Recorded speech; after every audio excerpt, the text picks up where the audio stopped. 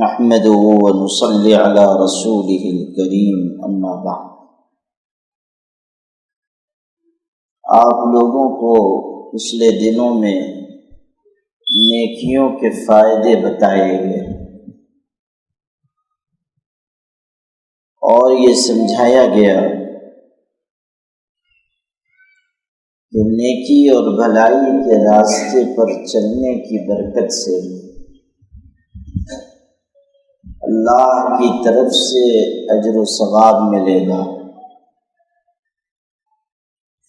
اور حفاظت ہوگی، عافیت اور سکون نصیب ہوگا۔ مشکل وقت میں اللہ کی طرف سے مدد ہوگی، صحت قوت کی دولت ملے گی، اللہ روزی کو کشادہ کرے گا اور اللہ تعالی مختلف کاموں میں آسانی پیدا کرے گا۔ یہ سب نیکی اور بھلائی کے فائدے ہیں اور اللہ تعالی نے بھلے اور نیک کاموں پر یہ سب نعمتیں مقرر اور مقدر فرمائی ہیں۔ آج اسی سے جڑی ہوئی دو باتیں اور بیان کرتا ہوں اور پھر نیکی کے بعض کام انشاءاللہ بیان ہوں گے۔ دو باتیں نیکی سے متعلق ہیں، بھلائی سے متعلق ہیں۔ آپ نے فائدہ تو جان لیا، آپ نے نیکی کا اثر جان لیا، لیکن نیکی کسے کہتے ہیں اس کو بھی سمجھیے۔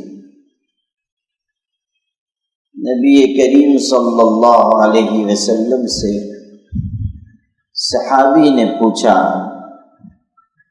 نیکی کسے کہتے ہیں، گناہ کسے کہتے ہیں؟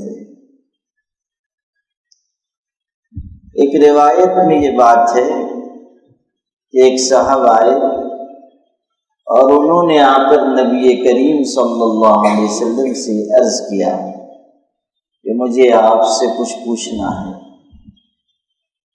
آپ نے فرمایا تم پوچھ لو، میں جواب دے دیتا ہوں، یا اگر تم چاہو تو تمہارا سوال بھی میں تم کو بتا دوں اور تمہیں جواب بھی دے دوں۔ تو انہوں نے کہا اللہ کے رسول صلی اللہ علیہ وسلم آپ ہی سوال بھی بتا دیں اور آپ ہی جواب بھی دے دیں۔ تو حضور صلی اللہ علیہ وسلم نے ان کا سوال بتایا اور جواب دیا، لیکن یہاں رک کر ایک بات سمجھ لیجیے کہ یہ جو کیفیت ہے دل کا حال معلوم کر لینے کی، یہ در حقیقت نبی کریم صلی اللہ علیہ وسلم کے معجزات میں سے ایک معجزہ ہے، اور اللہ تعالیٰ جب چاہتا تھا حضور کو یہ کیفیت نصیب فرما دیتا تھا کہ آپ دل کی بات بتا دیں۔ یہ نہیں کہ ہر وقت سب کے دل کا حال حضور کو معلوم ہے، اللہ نے جب چاہا خبر دے دی۔ حضور نبی کریم صلی اللہ علیہ وسلم طواف کر رہے تھے اور ایک صاحب جو کافر مشرک وہ بھی طواف کر رہے تھے۔ اب یہ مت کہیے گا کہ مشرک تھے تو کیسے طواف کر رہے تھے، اس لیے کہ ہمارے محلے میں بڑے عقل مند لوگ بستے ہیں۔ جاہلیت کے زمانے میں بھی لوگ طواف کرتے تھے، بلکہ حج بھی کرتے تھے۔ ایسا نہیں ہے کہ حضور صلی اللہ علیہ وسلم تشریف لائے تو حج شروع ہوا۔ اس سے پہلے بھی حج ہوتا تھا، اس سے پہلے بھی لوگ خانہ کعبہ کا طواف کرتے تھے۔ یہ تصور اس وقت بھی لوگوں کے ذہن میں تھا کہ یہ اللہ کا گھر ہے، اسی لیے جب خانہ کعبہ کا ایک حصہ بنایا جا رہا تھا، مرمت کی جا رہی تھی خانہ کعبہ کی، پرانا ہو گیا تھا، تو مشرکین نے چاہا کہ اس کو پھر سے بنا دیں، تو انہوں نے یہ بات طے کی کہ ہم صرف حلال پیسہ اس کی تعمیر میں لگائیں گے، حرام پیسہ نہیں لگائیں گے، اس لیے کہ ان کے ذہن میں یہ بات تھی کہ یہ اللہ کا گھر ہے، اس میں حرام پیسہ نہیں لگنا چاہیے۔ ان کے پاس حلال پیسے زیادہ نہیں تھے، تو جب تعمیر ہوئی اور پیسے کم پڑ گئے تو ایک حصہ خانہ کعبہ کا باہر کر دیا، انہوں نے تھوڑا حصہ کم کر دیا، لیکن حرام پیسہ لگانا قبول نہیں کیا کہ اللہ کے گھر کی تعمیر میں حرام پیسہ نہ لگے۔ آپ غور کیجئے کہ مشرکوں کو یہ خیال تھا کہ یہ اللہ کا گھر ہے، اس میں حرام پیسہ نہیں لگنا چاہیے، لیکن آج آپ دیکھیں گے کہ لوگوں کی زمین دبا لی اور پھر عمرہ کرنے چلے گئے، اور ذرا بڑی زمین دبا لی تو حج کرنے چلے گئے، یعنی وہی جو حرام پیسہ ہے اسی سے عمرہ کر رہے ہیں، اسی سے حج کر رہے ہیں، یا کار خیر میں خرچ کیا حرام پیسہ ہے، صدقہ دیا حرام پیسہ ہے۔ حالانکہ اس حقیقت کو سمجھیے کہ حرام پیسہ یعنی جو یقینی حرام پیسہ ہے، اس پیسے سے صدقہ کرنے میں اندیشہ ہے کہ انسان کافر ہو جائے گا۔ وجہ اس کی یہ ہے کہ وہ اللہ کی شریعت کے ساتھ کھلواڑ کر رہا ہے۔ جب کہہ دیا گیا کہ حرام پیسہ غلط ہے اور پھر وہی حرام پیسہ آدمی دے رہا ہے، صدقہ کر رہا ہے، نیک کام میں خرچ کر رہا ہے، تو یہ تو اللہ کی شریعت کے ساتھ مذاق ہوا، اور اللہ کی شریعت کا مذاق اڑانا کفر ہے، اللہ کی شریعت کی بے احترامی کفر ہے۔ کتنے لوگ ہیں جو بالکل گری پڑی چیز ہے یا تو وہ دیں گے بھلے کام کے لیے، اور یا تو حرام مال میں سے خرچ کر رہے ہیں اور سمجھ رہے ہیں کہ اتنا خرچ کر دیا ہے، جو باقی بچا ہے وہ کالا دھن سفید دھن ہو جائے گا۔ یعنی اگر ہم نے 5 لاکھ روپے حرام کے کمائے اور 1 لاکھ روپے صدقہ کر دیا یا مسجد میں دے دیا، مدرسے میں دے دیا، تو وہ جو بلیک منی تھی وہ وائٹ منی ہو گئی، جو کالا دھن تھا مودی جی کا وہ سفید دھن ہو گیا۔ یہ نہیں چلے گا، جو حرام ہے وہ حرام ہے، جو ناجائز ہے وہ ناجائز ہے، صدقہ خیرات سے وہ جائز نہیں ہو سکتا۔ حرام مال صدقہ خیرات کرنے سے حلال نہیں ہو سکتا۔ خرچ کرنے کے سلسلے میں یہ بتایا گیا کہ لن تنالوا البر حتى تنفقوا مما تحبون، تم نیکی کے کمال کو اس وقت تک نہیں پا سکتے جب تک کہ وہ چیز خرچ نہ کرو جو تمہیں پسند ہے۔ اچھی چیز خرچ کرو، انفقوا من طیبات ما کسبتم، جو پاکیزہ مال ہے اس میں سے خرچ کرو، جو تمہاری پسند کی چیز ہے اس میں سے خرچ کرو۔ یہ نہیں کہ جو بالکل گری پڑی چیز ہے وہ اللہ کے نام پہ دے دو۔ وہ بڑی بھی روٹی بنا رہی تھی اور باہر گھر کے صحن میں بنا رہی تھی، ایک کتا آیا وہ ایک روٹی لے کے بھاگ گیا، وہ بڑی بھی وہ روٹی اس سے حاصل کرنے کے لیے اس کے پیچھے دوڑی، لیکن وہ کتا اس کے ہاتھ کہاں آنے والا ہے۔ اس نے کوشش تو کی، لیکن جب اس نے دیکھا کہ بہت دور چلا گیا ہے تو کہنے لگی روٹی اللہ کے نام پہ صدقہ ہے، روٹی اللہ کے نام پہ صدقہ ہے۔ اب بھلا بتائیے، جو چیز تمہارے ہاتھ سے چلی گئی، جو اب تمہارے پاس جو چیز رہی نہیں، اس کو تم صدقے میں دو، یہ کون سی بات ہے؟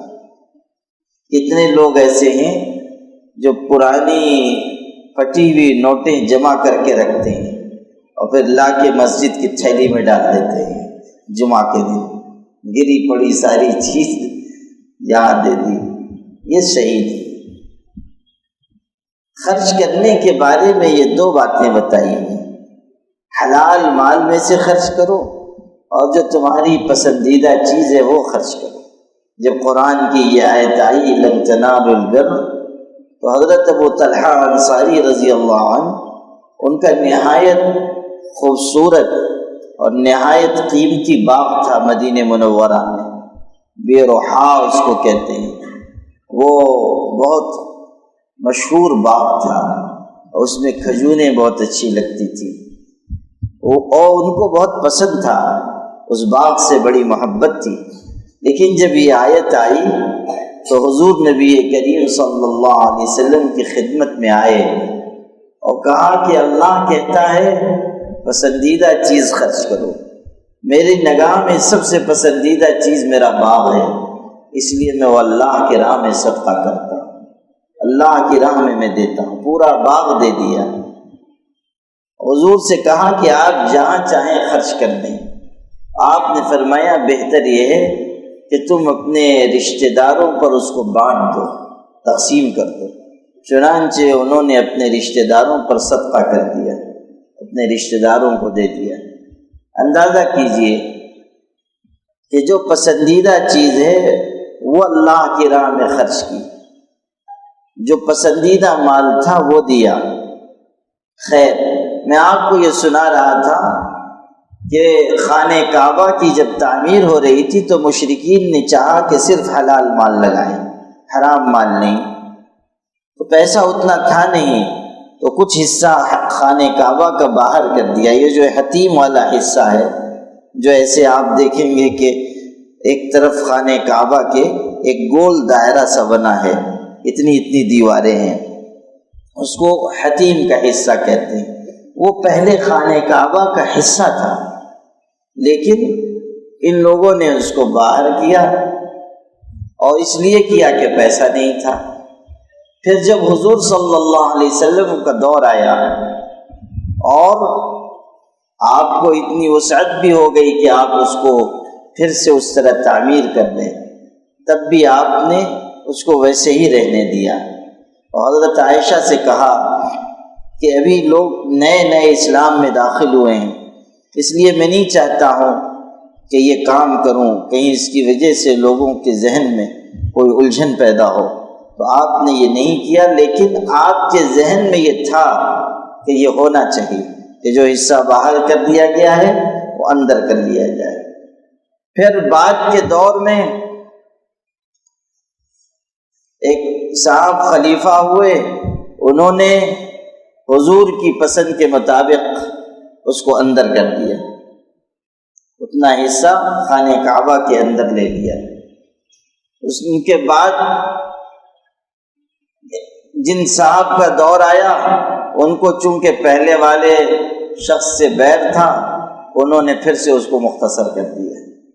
پھر ہارون الرشید کے زمانے میں، ہارون الرشید جو بہت بڑا بادشاہ تھا، اس نے چاہا کہ حضور کی پسند کے مطابق حتیم کے حصے کو پھر سے اندر کر دیں، تو انہوں نے امام مالک سے پوچھا اور کہا کہ میں اس کو پھر سے تعمیر کرنا چاہتا ہوں، آپ کی کیا رائے ہے؟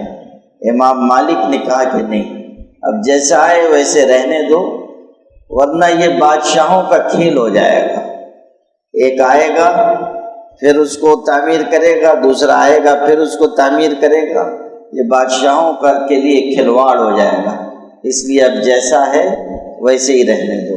اسی لیے اب تک وہ حتیم کا حصہ باہر ہے۔ خیر، آپ کو جو بات اس واقعے سے سنانی تھی وہ اتنی کہ مشرکین بھی خانہ کعبہ کو اللہ کا گھر سمجھتے تھے، اس کا طواف کرتے تھے، حج کرتے تھے۔ البتہ ایک عجیب ان کے اندر ایک دماغ میں ان کے بات گھس گئی، وہ یہ کہ وہ کہتے تھے کہ جن کپڑوں میں ہم نے گناہ کیے ہیں ان کپڑوں کے ساتھ اللہ کے گھر کا طواف کیسے کریں، تو اس لیے کپڑے اتار کر پھر طواف کرتے تھے۔ بولا بتائیے، جب آدمی کی عقل ماری جاتی ہے تو ایسا ہوتا ہے۔ ارے کم وقت عقل کے مارو، گناہ ہی چھوڑ دو، نہ یہ کہ کپڑے اتار کے طواف کرو۔ اچھا، طواف بھی کرتے تھے تو سیٹی بجاتے تھے اور تالی بجاتے تھے۔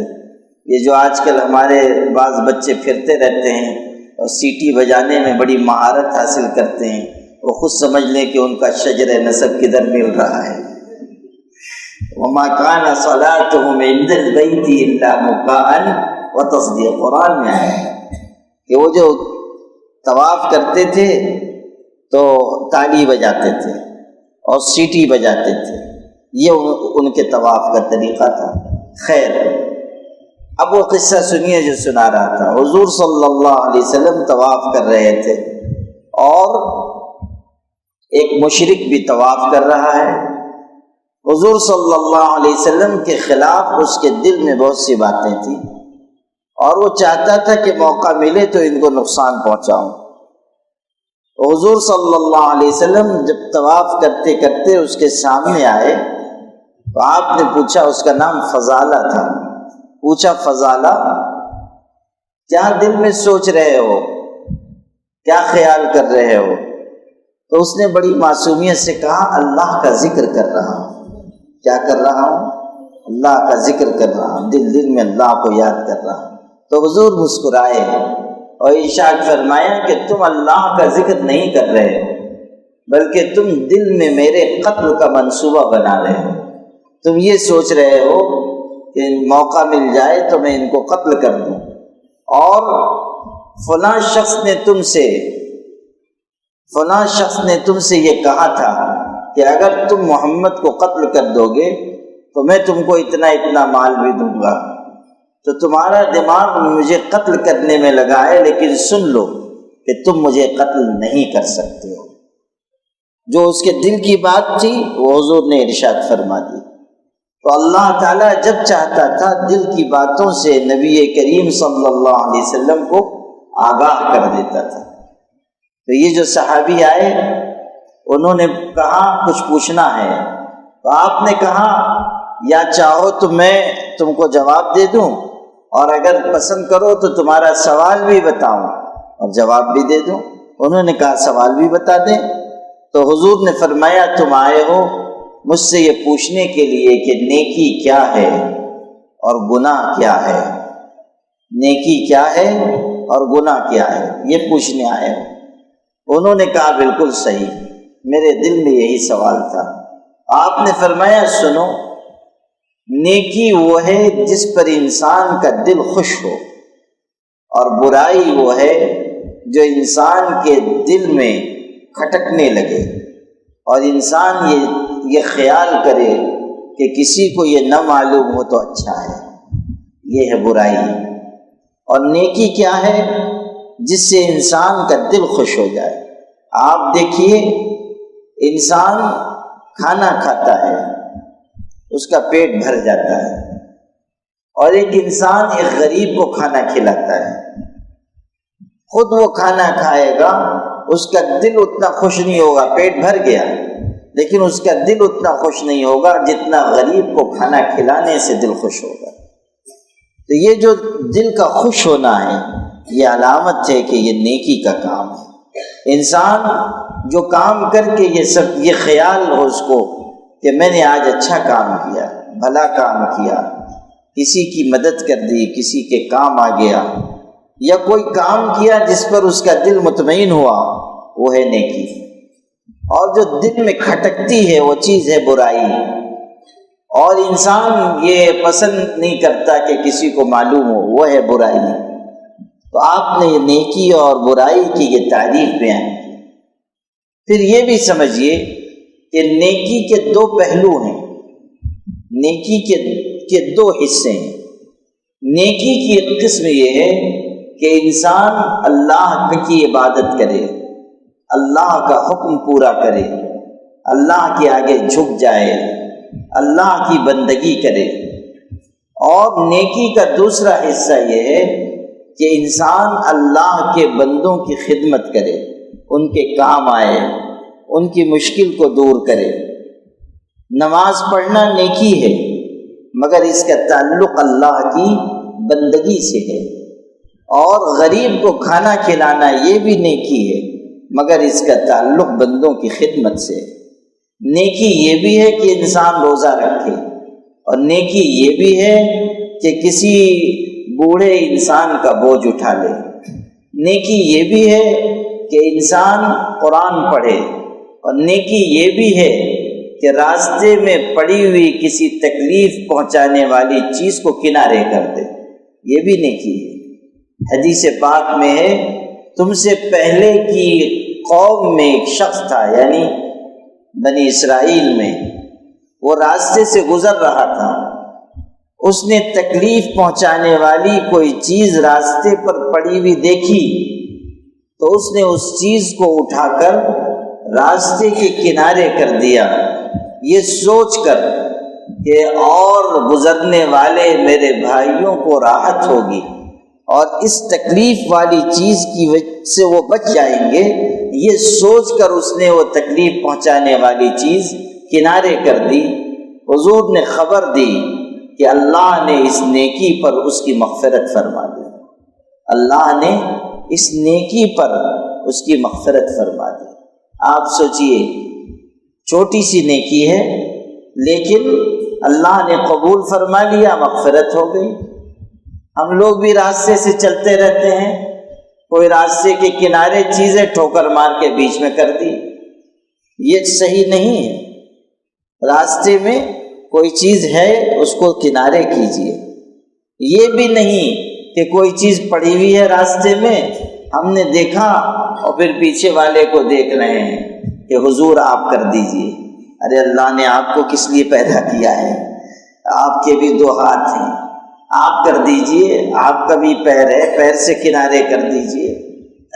نیکی کے کام میں خود انسان کو آگے بڑھنا چاہیے۔ آدمی راستہ چل رہا ہے، اس کا ادب سیکھنا چاہیے، نگاہ جھکا کر چلے، سلام کرے، تکلیف دہ چیز کو ہٹائے، کوئی معذور مجبور ہے اس کی مدد کر دے، کوئی راستہ معلوم کرنے والا ہے اسے راستہ بتا دے۔ یہ سب راستے کے ادب ہیں۔ کوئی جانور ہے اس کو بھی تکلیف نہ دے، یہ نہیں کہ کوئی جانور بیٹھا ہوا ہے بلا وجہ اس کو تکلیف دے رہے ہیں، اٹھا رہے ہیں۔ کوئی کتا ہے وہ نہ آپ کو بھوک رہا ہے نہ آپ کو کاٹ رہا ہے، لیکن جا کے اس کو آپ بلا وجہ مار رہے ہیں۔ وہ بھی بیچارہ پلٹ کے دیکھتا ہے کہ بھائیو دوستو، کتا میں ہوں یا وہ بھی بیچارہ حیرت سے دیکھتا ہے کہ میں کنارے ایک طرف بیٹھا ہوا ہوں اور کسی کو تکلیف نہیں دے رہا ہوں، غریب مسکین، اس کے باوجود میری درگت بنائی جا رہی ہے۔ تو یہ کام ٹھیک نہیں ہے۔ راستے کے ادب ہیں، وہ بھی ہم کو سیکھنے چاہیے، اور نیکی کے کام میں ہمیں خود آگے بڑھ کر حصہ لینا چاہیے۔ تو نیکی دو قسم پر ہے۔ نیکی کی ایک قسم ہے اللہ کی بندگی کے کام، اور نیکی کی ایک قسم ہے اللہ تعالیٰ کے بندوں کی خدمت کرنا، ان کے کام آنا، ان کی مشکلات میں ان کی مدد کرنا۔ کوئی ضرورت مند ہے اس کی ضرورت پوری کرنا، کسی کو قرض کی ضرورت ہے اس کو قرض دینا، کوئی دکاندار ہے تھوڑی مہلت دے دے۔ نبی کریم صلی اللہ علیہ وسلم نے ارشاد فرمایا کہ ایک صاحب تھے، حدیث میں یہ بات ہے، دکاندار، پیسہ بھی ان کے پاس، دکانداری بھی، ان کی دکان پہ لوگ آتے تھے اور سودا لیتے تھے، اور دو طرح کے لوگ ہوتے تھے۔ ایک وہ جو غریب ہوتے تھے، دوسرے وہ جو امیر ہوتے تھے۔ امیر لوگ بھی کبھی سودا لے جاتے، کہتے بعد میں پیسہ دے دیں گے، وہ ان کو مہلت دیتا تھا۔ غریب لوگ لے جاتے، کہتے بعد میں دے دیں گے، جو دے دیتا ٹھیک، جو بیچارہ نہیں دے پاتا اس کو وہ معاف کر دیتا تھا، ویسے معاف۔ اندازہ کیجیے، یہ اس کا عمل تھا۔ حضور صلی اللہ علیہ وسلم نے خبر دی کہ جب اس کا انتقال ہوا اور اللہ کی بارگاہ میں اس کی پیشی ہوئی تو اللہ تعالیٰ نے فرشتوں سے یہ کہا کہ یہ بندہ انسانوں کے ساتھ اچھا سلوک کرتا تھا، آج میں بھی اس کے ساتھ اچھا سلوک کرتا ہوں اور اس کو جنت میں داخل کرتا ہوں۔ یہ انسانوں کے ساتھ بھلا معاملہ کرتا تھا، میں بھی اس کے ساتھ حسن سلوک کرتا ہوں۔ یہ ہے انسانوں کی خدمت کرنے کا انعام۔ تو میرے بھائی، نیکی کے یہ دو حصے ہیں، دونوں ہمیں اختیار کرنے چاہیے۔ اللہ تعالی ہم سب کو نیک عمل کی توفیق عطا فرمائے، دونوں جہانوں میں ہمیں کامیابی عطا فرمائے، حسن اخلاق کی دولت عطا فرمائے۔ اللہ تعالی ہر مشکل کو، مرض کو، پریشانی کو ہم سے دور فرمائے، سحر، جادو، آسیب و بلا کو دور فرمائے، ہر قسم کے شر سے ہماری حفاظت فرمائے، خیر اور بھلائی کے راستے پر چلنا نصیب فرمائے۔ اللہ تعالی ہمیں تقوی کی دولت عطا فرمائے، خلوص کی نعمت عطا فرمائے۔ اللہ تعالی ہمیں نمازوں کا اہتمام عطا فرمائے، لوگوں کی خدمت کا موقع عطا فرمائے، ہر شر سے حفاظت فرمائے، ہر خیر کی طرف رغبت عطا فرمائے۔ اللہ تعالی ہمیں اور ہماری آل و اولاد کو دونوں جہانوں میں نصرت عطا فرمائے۔ اللہ تعالی اپنے کرم سے ہمیں سرفرازی، سربلندی عطا فرمائے۔ اللہ تعالی بیماروں کو صحت نصیب فرمائے، مرحومین کی مغفرت فرمائے۔ اللہ تعالیٰ اپنے کرم سے تمام اہل ایمان کو دین میں، دنیا میں، آخرت میں کامیابی نصیب فرمائے۔ اللہ تعالیٰ ملک کے ان مشکل حالات میں مسلمانوں کی جان کی، مال کی، عزت کی، آبرو کی، دین کی، ایمان کی حفاظت فرمائے۔ اللہ تعالیٰ ہر شر کو ہم سے دفع فرمائے، دشمنوں کے شرور و آفات سے اور ان کی شرانگیزی سے ہم سب کی حفاظت فرمائے، مساجد مدارس کی حفاظت فرمائے۔ اللہ تعالیٰ دینی جماعتوں کی حفاظت فرمائے۔ اللہ تعالیٰ علماء کی، مشائخ کی، بزرگان دین کی حفاظت فرمائے۔ اللہ تعالیٰ ہمیں ذکر کرنے والا بنائے، شکر کرنے والا بنائے، صحیح راستے پر چلنے والا بنائے، ہمیں حسن اخلاق کی دولت عطا فرمائے۔ اللہ تعالیٰ چھوٹوں پر رحمت، شفقت عطا فرمائے، بڑوں کا ادب اور احترام عطا فرمائے، ہمارے دلوں کی دنیا کو آباد فرمائے۔ اللہ تعالیٰ ہمارے اٹھے ہوئے ہاتھوں کو قبول فرمائے۔ ربنا تقبل منا انك انت السميع العليم وتب علينا انك انت التواب الرحيم۔ سبحان ربك رب العزة عما يصفون وسلام على المرسلين والحمد